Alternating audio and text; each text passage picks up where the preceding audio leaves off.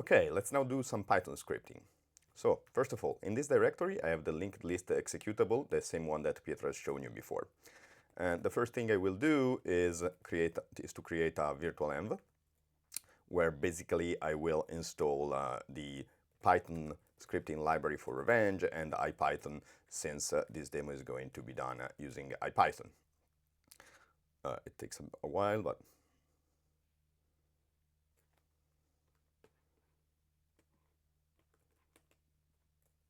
okay, IPython is ready, and first of all, I will import some stuff. And at this point, we need to create a project.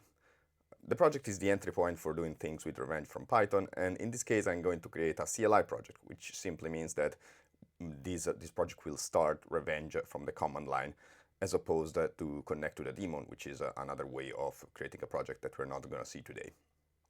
The first thing that you need to do when you have a project is to simply do import and analyze, and pass the path to the executable binary, which in this case is called linked list. And this will basically run all the --analyze analysis that Pietro has shown you before. So all the initial auto analysis.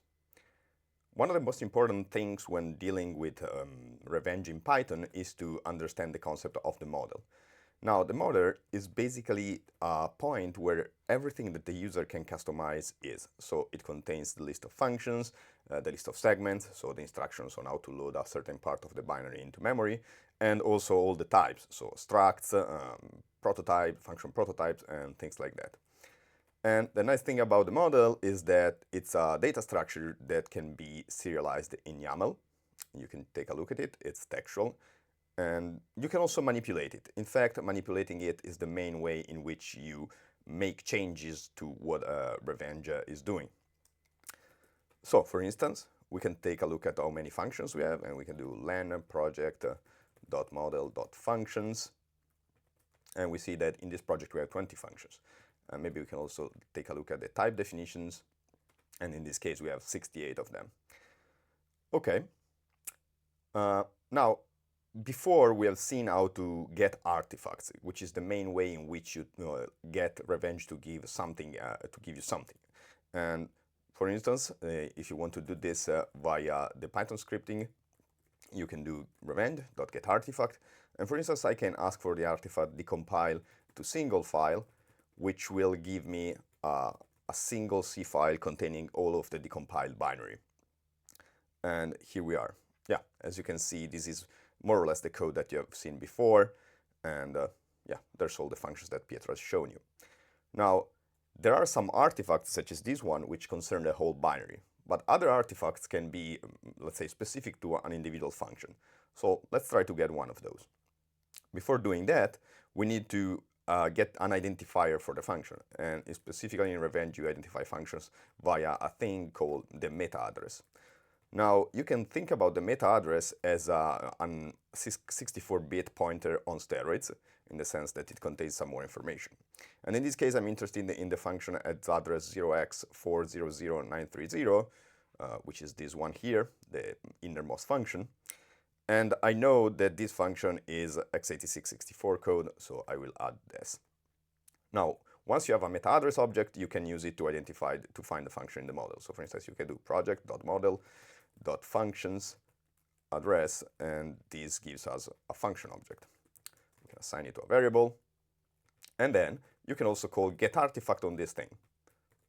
Okay, and for instance, we can get the artifact showing us the disassemble code. So if you do disassemble, by the way, you can find the full list of artifacts that you can request by running revenge artifact on the command line, or just going to docs.rev.ng. But yeah, basically, if you get this artifact and we print it, as you would expect, we get out the disassemble code. Or you can get the decompile artifact, which prints the decompiled code of the individual function. Okay. Now, as we mentioned before, internally we use LLVM IR. So between the disassemble code and the C code, internally we use LLVM IR a lot. And sometimes it's useful to perform analysis directly on it. So let's try and see some LLVM IR. In order to get the LLVM IR, we need to get the cleanup IR artifact, which is, let's say, it's clean up because it's the nicest one to look at. We have several artifacts of type LLVM IR. This is the one you really want to look at. And if you call .module, basically we will parse it. And specifically, we will use the LLVM CPy library, which we implemented, that enables you to manipulate LLVM IR from Python. And yeah, in module you have a bunch of functions. For instance, there's either functions, and we can create a list of functions. And here's all the functions that we have. In this case, we have 43 functions. Now, let me paste a little snippet of code that basically will go through all of the functions defined in the LLVM IR module. For each function, it will go through all of its basic block, and for each basic block, it will go through all of the instructions and will just print them to screen.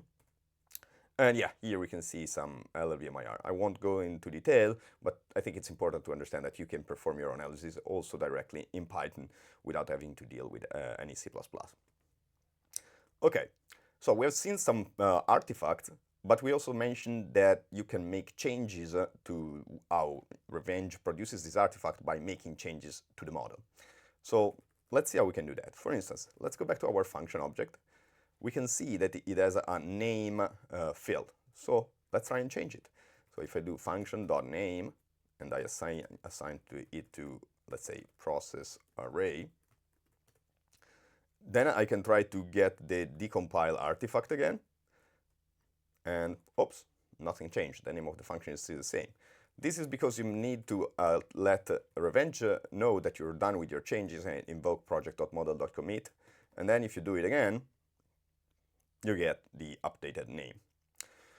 If you want, you can also do other stuff. For instance, we can do function.prototype, and we're getting the prototype. We go to its definition. Since this is a reference, basically this will bring us to the type definition part of the model. And as you can see, this is a C ABI function definition, which means that it's a C function associated to a certain ABI. And we can take a look at the arguments. In this case, there's only one, so let's take the first one, and we can change its name to node. Then I do commit again. I decompile it again, and we get out of it, we change the name of the argument, okay? Now, let me simplify things a bit. I want to just keep the function that we were considering, so I can do project. I want to discard all the others, so I can do functions, and I can reassign it to a list that just contains our function. And let me do commit. And now, if we try again to get the full decompiled code, so we take out all of the decompiled code for the whole binary, now there's just a single function, okay? At this point, we might be interested into parsing this C code and get the AST out of it. So maybe you can perform some further processing, okay? Now, Pietro before has shown you an artifact called emit recompilable archive. And if we obtain it from here, from Python, what we get is C code. I will assign it this variable called the C code. And actually, let me also invoke .parse. This basically will lead to an object of type PyCparser file AST. Now, PyCparser is a pure Python parser for C99, and basically this library has been successful in parsing the code that we have seen up here. Okay, so let me paste a small function that visits the AST produced by PyCparser. And it's not entirely straightforward, so I don't want to type it by hand. But then basically we can just invoke this function that goes through this whole AST and just prints the name of all of the functions. And among the various functions, there are several support functions, we can see the process array function. Now, this means that you can do some post-processing directly in Python also on the C AST, which I think it's pretty interesting. Another interesting thing that we can do is run analysis. So we already partially introduced the concept of analysis when we spoke about import and analyze at the beginning, that, as mentioned, that runs a set of analyses that, for instance, identify functions, the arguments, and so on.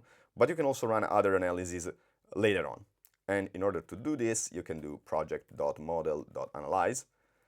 And specifically at this point, I'm interested in the LLM rename analysis, which basically feeds the decompiled C code to the OpenAI APIs and asks them to rename the variables for you. And it takes a second, but once it's done, for instance, we can see the decompiled code of the function that we were looking at, and as you can see, it renamed the function to compute the sum of offsets, it renamed the argument, it renamed the name of the field, and so on and so forth. This is still preliminary, but this is just to give you a taste of what can be achieved and what an analysis is. And yeah, this is more or less it. Thanks for your attention.